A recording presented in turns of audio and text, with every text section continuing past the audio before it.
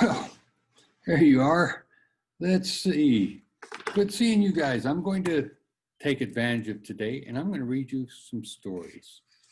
The first story I'm going to read is Dasher. And I'm going to read you the prologue so you get a little background into what the story is about.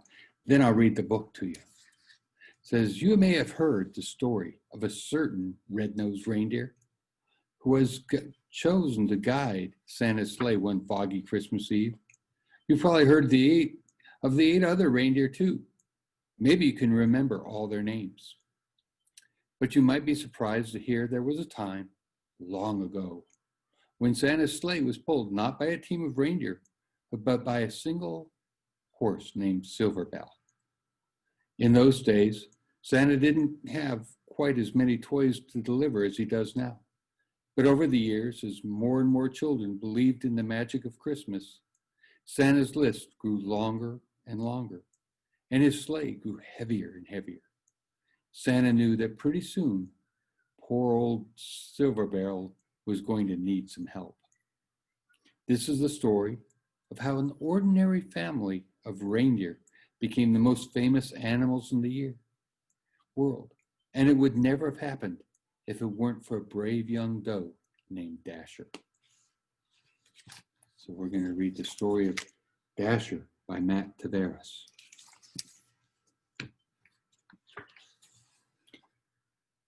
Life was not easy for the reindeer family of J.P. Finnegan's traveling circus and menagerie. They spent long days crammed together under the hot sun as an endless stream of curious people jostled to catch a glimpse of them.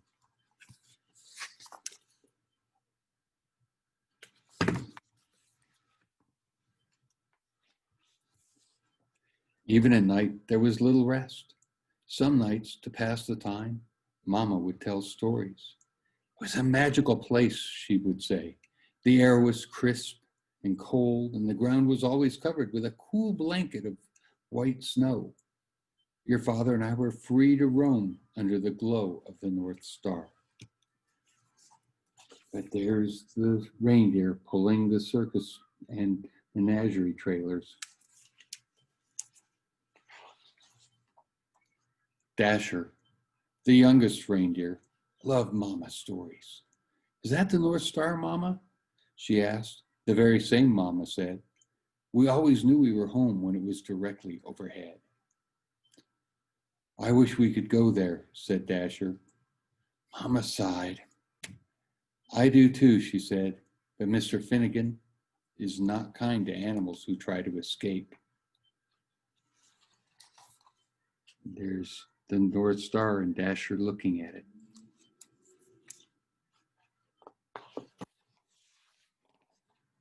Day after day, under the watchful eye of Mr. Finnegan, the reindeer family delighted the crowds wherever they went. Dasher liked being with her family, and she loved meeting so many children who were always kind to her. Sometimes they even fed her carrots, which was her favorite food. But at night, while the others were sleeping, she would lie awake gazing at the bright star on the horizon, wishing for crisp, cold air and cool blankets of white snow.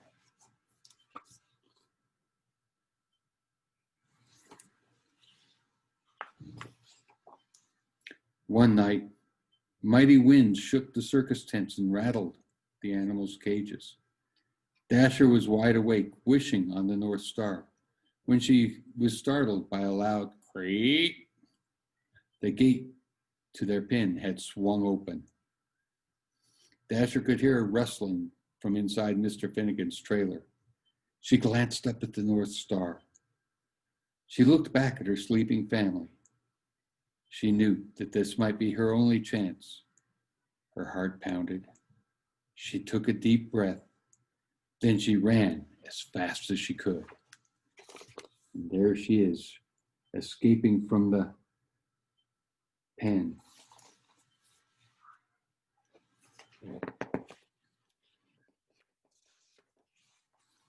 On she went for hours with the North Star as her guide.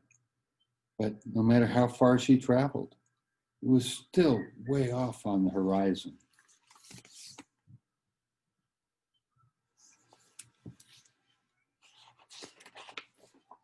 Dasher began to wonder if she would ever make it there. She thought about turning back, but she couldn't remember the way. She didn't know what to do. So she looked up at the North Star and made a wish.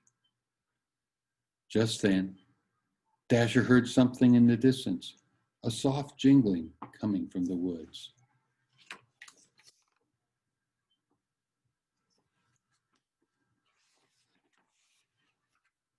There, in a clearing, Dasher saw a man and a horse. "I'm sorry, Santa," said the horse.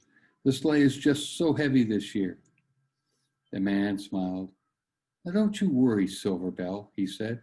"We'll take all the breaks you need." "But the children," the horse said, "they'll be heartbroken if we can't deliver all these toys by Christmas morning." "Children?" thought Dasher. She stepped forward. "Maybe I can help."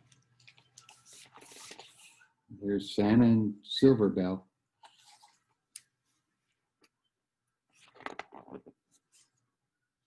"Hello there," said the man. Dasher walked closer. The man smiled. "Have you ever pulled a sleigh?" he asked. Dasher shook her head. "I've never even seen a sleigh," she said, "but I pull a wagon just about every night." "Well," said the man, "how would you like to make a whole bunch of children really happy on Christmas morning?" "Oh, I would like that very much," said Dasher. There's Dasher talking to Santa.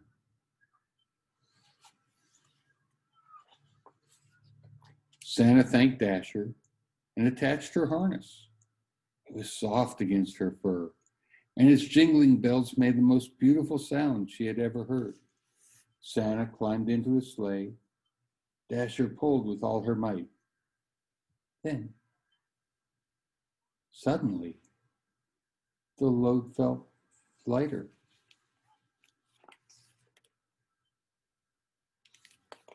Dasher looked down. They were flying.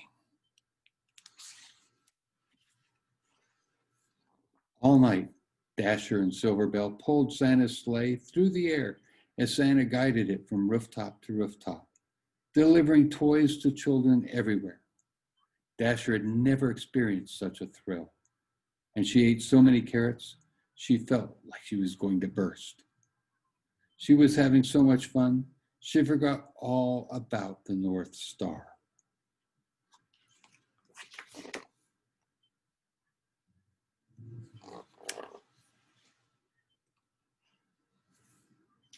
As the first light of dawn appeared on the horizon, they landed. The air was crisp and cold. The ground was covered with a cool blanket of white snow. Dasher searched the horizon for the North Star, but couldn't find it anywhere. Santa smiled. He said, "Look up." And there it was, directly overhead. "Is that the North Star?" she asked. Santa's eyes twinkled. "Merry Christmas," he said, "and welcome home."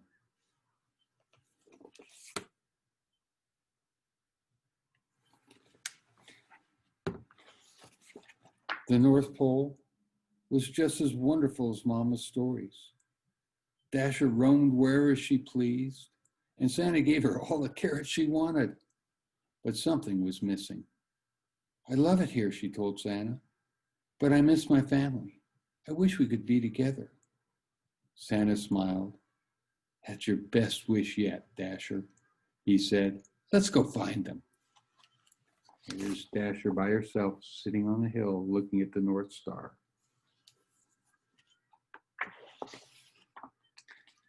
Late that night, Dasher guided Santa's sleigh all the way to J.P. Finnegan's traveling circus and menagerie.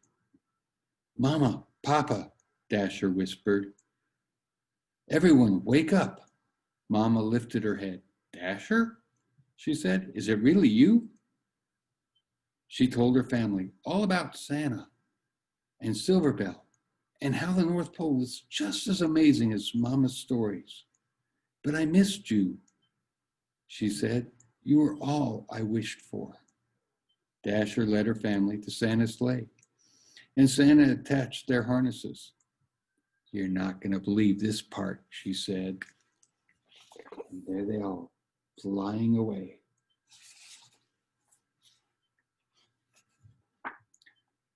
When Christmas Eve arrived, Silverbell watched as Santa prepared his team.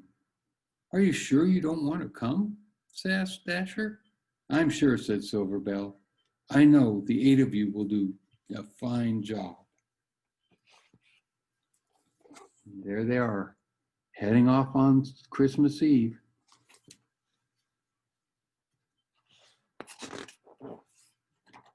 Late that night, as Santa and his new team of reindeer soared around the world, he called them by name for the very first time. Now Dasher, now Dancer, now Prancer and Vixen, on Comet, on Cupid, on Donner and Blitzen. There they go, off into the snow.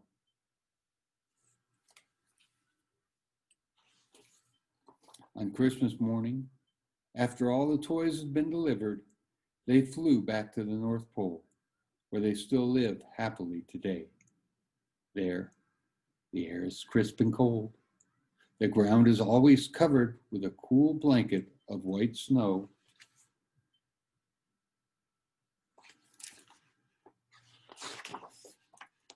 And Dasher has everything she ever wished for.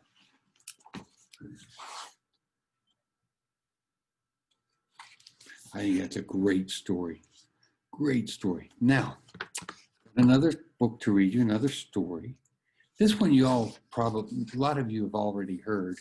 Probably even, they made a movie out of it even. Don't know how they do that out of these short books, but they did it. At any rate, this book is called The Polar Express, and it's written and illustrated by Chris Van Allsburg.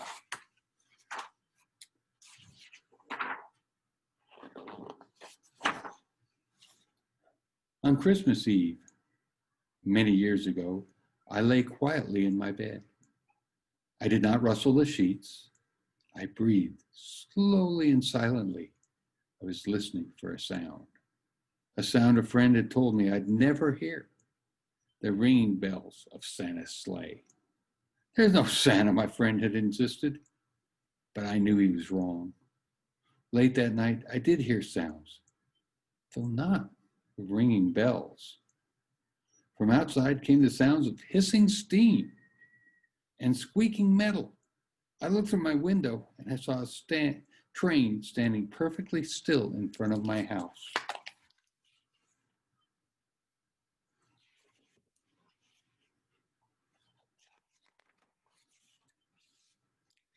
It was wrapped in an apron of steam.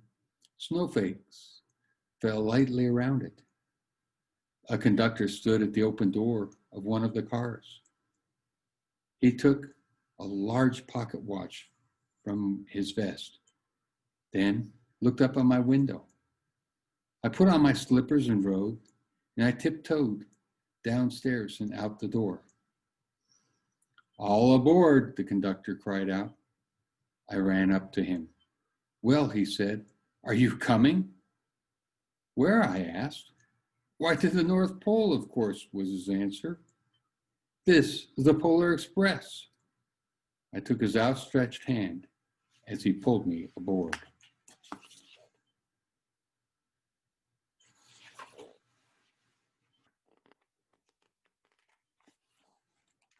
The train was filled with other children, all in their pajamas and nightgowns. We sang Christmas carols and ate candies with nougat centers as white as snow.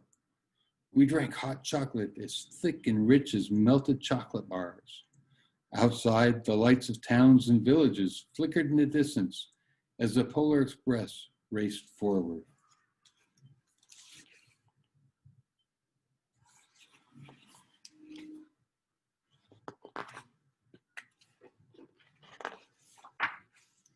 Soon there were no more lights to be seen.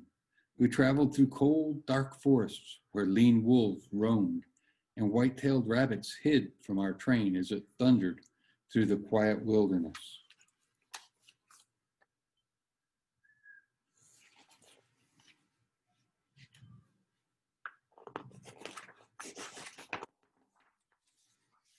We climbed mountains so high, it seemed as if we would scrape the moon. But the Polar Express never slowed down.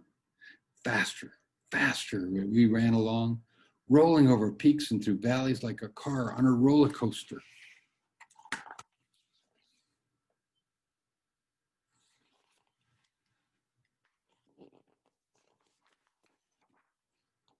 The mountains turned into hills, the hills to snow-covered plains. We crossed a barren desert of ice, the great polar ice cap. Lights appeared in the distance. It looked like the lights of a strange ocean liner sailing on a frozen sea. There, said the conductor, is the North Pole.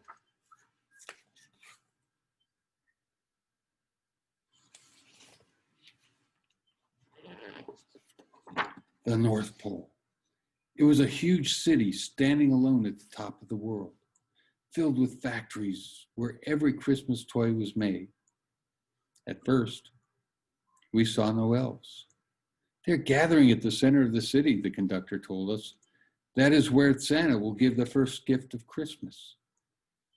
Who receives the first gift? We all asked. The conductor answered, he will choose one of you.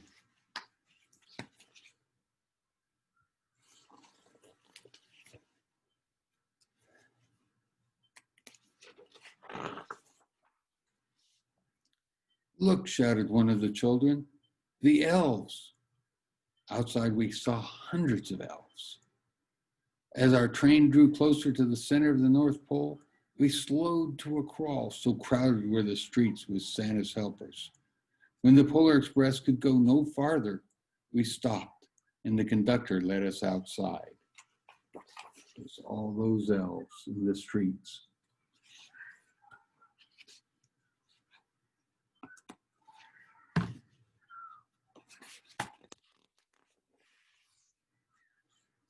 We passed through the crowd to the edge of a large, open circle. In front of us stood Santa's sleigh. The reindeer were excited. They pranced and paced, ringing the silver sleigh bells that hung from their harnesses. It was a magical sound, like nothing I'd ever heard. Across the circle, the elves moved apart, and Santa Claus appeared. The elves cheered wildly. He marched over to us and pointing to me said, let's have this fellow here. He jumped into his sleigh. The conductor handed me up. I sat on Santa's knees and he asked, now, what would you like for Christmas?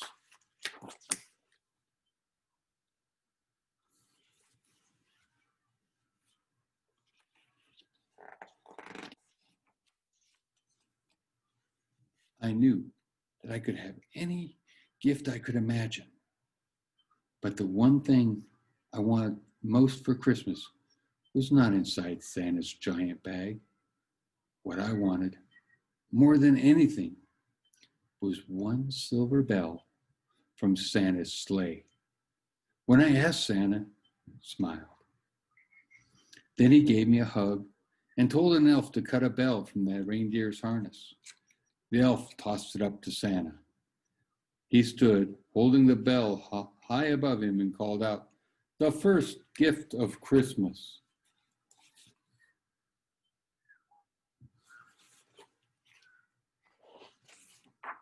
As the clock struck midnight, the elves roared their approval. Santa handed me the bell to me, and I put it in my bathrobe pocket. The conductor held me down from the sleigh. Santa shouted out the reindeers' names and cracked his whip. His team charged forward and climbed into the air. Santa circled once above us, then disappeared in the cold, dark polar sky. As soon as we were back inside the Polar Express, the other children asked to see the bell. I reached into my pocket, but the only thing I felt was a hole. I had lost the silver bell from Santa Claus' sleigh. Let's hurry outside and look for it, one of the children said. But the train gave a sudden lurch and started moving. We were on our way home.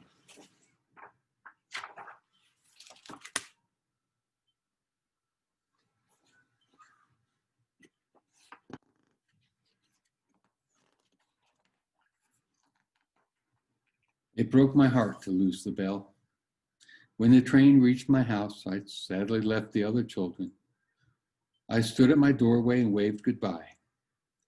The conductor said something from the moving train, but I couldn't hear him. What? I yelled out. He cupped his hands around his mouth. Merry Christmas, he shouted. The Polar Express let out a loud blast from its whistle and sped away.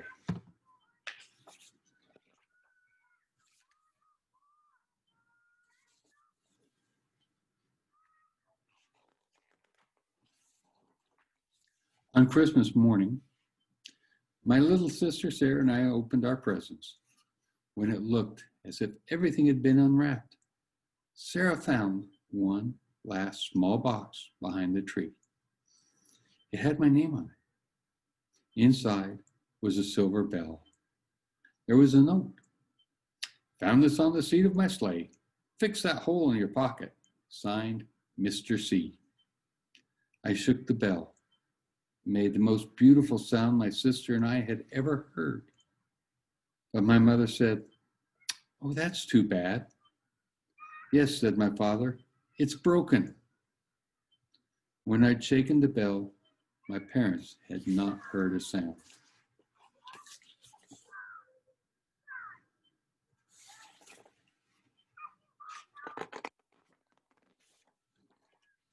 At one time, most of my friends could hear the bell, but as the years passed, it fell silent for all of them. Even Sarah found one Christmas that she could no longer hear its sweet sound.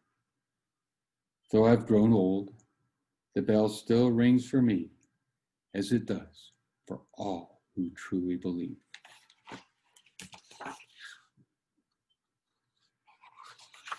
That's a great book, isn't it? All right. Well, I've got one last poem to read to you. This doesn't have any pictures, so you're just going to have to listen to me read it. But it's all, maybe, you may have heard it once or twice. It's called A Visit from St. Nicholas, and it's by Clement Moore. 'Twas the night before Christmas, when all through the house, not a creature was stirring, not even a mouse. The stockings were hung by the chimney with care, in hopes that St. Nicholas soon would be there. The children were nestled all snug in their beds, while visions of sugar plums danced in their heads. And Mama in her kerchief and I in my cap had just settled our brains for a long winter's nap. When out on the lawn, there arose such a clatter, I sprang from my bed to see what was the matter. Away to the window I flew like a flash. I tore open the shutters and threw up the sash. The moon, on the breast of a new fallen snow, gave luster of midday to objects below. When what to my wondering eyes did appear? But a miniature sleigh and 8 tiny reindeer. With a little old driver so lively and quick, I knew in a moment he must be St. Nick. More rapid than eagles, as coursers they came, and he whistled and shouted and called them by name. Now Dasher, now Dancer, now Prancer and Vixen, on Comet, on Cupid, on Donner and Blitzen, to the top of the porch, to the top of the wall. Now dash away, dash away, dash away all. And that as leaves that before the wild hurricane fly, when they meet an obstacle mount to the sky, so up to the housetop the coursers they flew. With St. Nicholas, with a sleigh full of toys, and St. Nicholas too. And then, in a twinkling, I heard on the roof the prancing and pawing of each little hoof. As I drew in my head and was turning around, Down the chimney, St. Nicholas came with a bound. He was dressed all in fur from his head to his foot, and his clothes were all tarnished with ashes and soot, and a bundle of toys he had flung on his back. And he looked like a peddler just opening his pack. His eyes, how they twinkled, his dimples, how merry. His cheeks were like roses, his nose like a cherry. His droll little mouth was drawn like a bow, and the beard on his chin was as white as the snow. He had a broad face and a little round belly that shook when he laughed like a bowl full of jelly. He was a chubby and plump, right jolly old elf, and I laughed when I saw him in spite of myself. A wink of his eye and a twist of his head, soon he gave me to know that I had nothing to dread. He spoke not a word, but went straight to his work and filled all the stockings and turned with a jerk, laying his finger aside his nose. He gave a nod, and up the chimney he rose. He sprang to his sleigh, to his team he gave a whistle, and away they all flew like the down of a thistle. But I heard him exclaim, ere he drove out of sight, "Happy Christmas to all, and to all a good night." Well, those are some stories and one poem for you to think about for Christmas. And now it's about time for me to go. So, ho, ho, ho, Merry Christmas.